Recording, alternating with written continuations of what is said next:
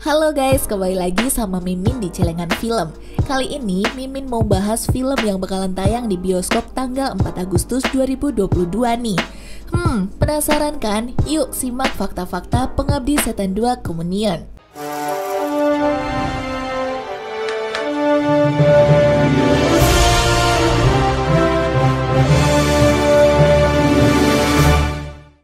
Pengabdi Setan 2 Kemunian adalah salah satu film horor yang bakal ditunggu-tunggu setelah suksesnya film KKN Desa Penari. Dengan besarnya penonton film KKN Desa Penari, pastinya film besutan Joko Anwar memanfaatkan momen tersebut di tengah antusias para penonton setelah 2 tahun belakangan ini terkena dampak COVID-19. Pada film Pengabdi Setan 2 Kemunian, kita bakalan diperlihatkan bahwa keluarga Rini bakalan pindah di sebuah rusun seperti yang digambarkan di sequel Pengabdi Setan 1. Di sequel 1, kita masih dibingungkan oleh beberapa fakta-fakta yang belum dijelaskan lebih detail. Yang pertama, kemanakah Ian? Ian sendiri adalah anak terakhir dari keluarga Mawarni atau biasa kita sebut dengan ibu. Di akhir Pengabdi Setan sendiri terlihat Budiman yang merupakan teman dari nenek menyebutkan bahwa sebenarnya Ian bukan anak dari Mawarni dan suaminya. Ian, dia bukan anak kamu. Sejak awal ya bukan anak kamu. Tapi karena di ending Pengabdi Setan tidak diperlihatkan kemana Ian berada, mungkin saja di sequel Pengabdi Setan 2 Kemunian mereka akan bereuni kembali. Kita tunggu ya, semoga saja apa yang kita duga bakalan terwujud. Apa makna dari biji merah yang disebar oleh Pengabdi Setan? Diceritakan pada film Pengabdi Setan 1, terlihat beberapa orang berjubah hitam yang diduga sekte Pengabdi Setan menabur beberapa biji di tempat kediaman ibu. Anak-anakku tidak ada yang boleh kalian ambil. Kalau ada yang berani ambil anak-anakku, hadapi aku. Di sini konon biji-biji tersebut bernama biji saga merah.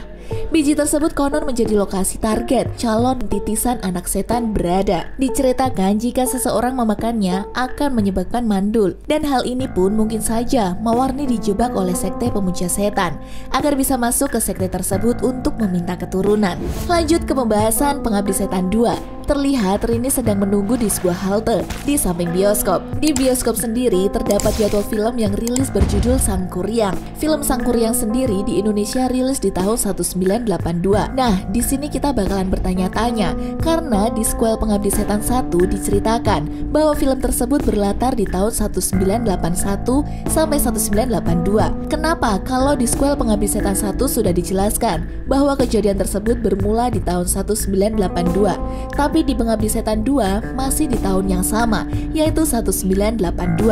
Padahal karakter utama di film tersebut sudah beranjak dewasa.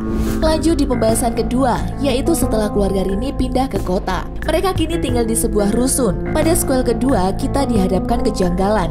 Apakah rusun tersebut sama seperti dugaan rusun yang ada di Pengabdi Setan 1? Karena tata letak ruang berbeda satu sama lain.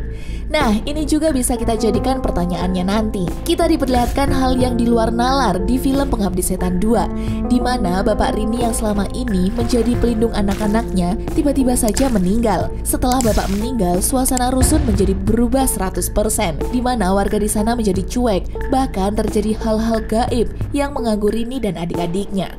Di suatu scene di Pengabdi Setan, terlihat Bapak yang selalu membawa koper, entah apa itu isinya. Karena Tony dan Bondi sudah beranjak dewasa, mereka pun kepo dengan isi tas tersebut. Bahkan selama ini mereka tidak tahu bahwa mereka kerja apa dan membawa koper tersebut untuk apa. Pasti kalian juga mempunyai imajinasi yang liar. Apakah pekerjaan Bapak sebenarnya?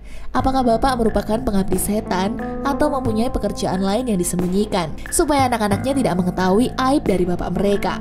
Sementara itu, Budiman beberapa kali terlihat di scene Pengabdi Setan 2. Yang melihat Pengabdi Setan sendiri pasti tahu bahwa Budiman sendiri adalah teman dari nenek mereka sewaktu kecil. Bahkan sang nenek sempat meminta bantuan kepada Budiman karena keluarga Rini sedang bermasalah.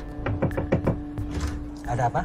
Nenek saya Rama Saidah. Sebelum dia meninggal, dia menulis surat ini. Baik, terima kasih. Di suratnya tertulis dia minta pertolongan Anda untuk menyelamatkan kami. Menyelamatkan kami dari apa ya? Kalian penasaran gak sih, Budiman ini bekerja sebagai apa? Atau Budiman memiliki pengetahuan tentang keluarga Rini, bahkan mengetahui seluk-beluk tentang pengabdi setan itu sendiri. Di sini ini terlihat ia tergesa-gesa, karena jika ia tidak datang, maka kemungkinan besar akan banyak orang celaka di rusun yang ditinggali Rini. Jadi kemungkinan besar dia mempunyai kekuatan gaib untuk menghentikan kekacauan yang telah dibuat oleh keluarga Rini. Kalau saya tidak ke sana, akan banyak orang celaka. Ini soal hidup dan mati. Ada sebuah poster film Pengabdi Setan terdapat tagline teror ibu sepanjang masa dengan gambar dua pocong yang berada di belakang ibu. Kita bisa membuat teori bahwa dua pocong tersebut adalah seorang tokoh yang pernah terlibat di keluarga ibu. Bahkan kalau aku punya spekulasi liar, kedua pocong itu adalah Hendra dan nenek dari Rini. Oh iya, semua ini hanya spekulasi biasa loh guys. Jadi siapa nih kira-kira sosok pocong di poster tersebut?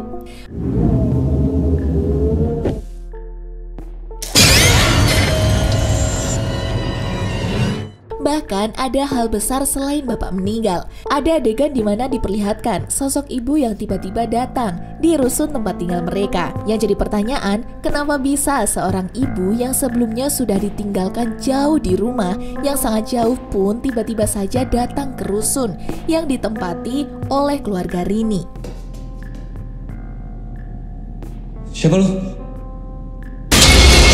Kita pasti bisa menduga-duga bahwa masalah ibu dan Ian masih belum terselesaikan.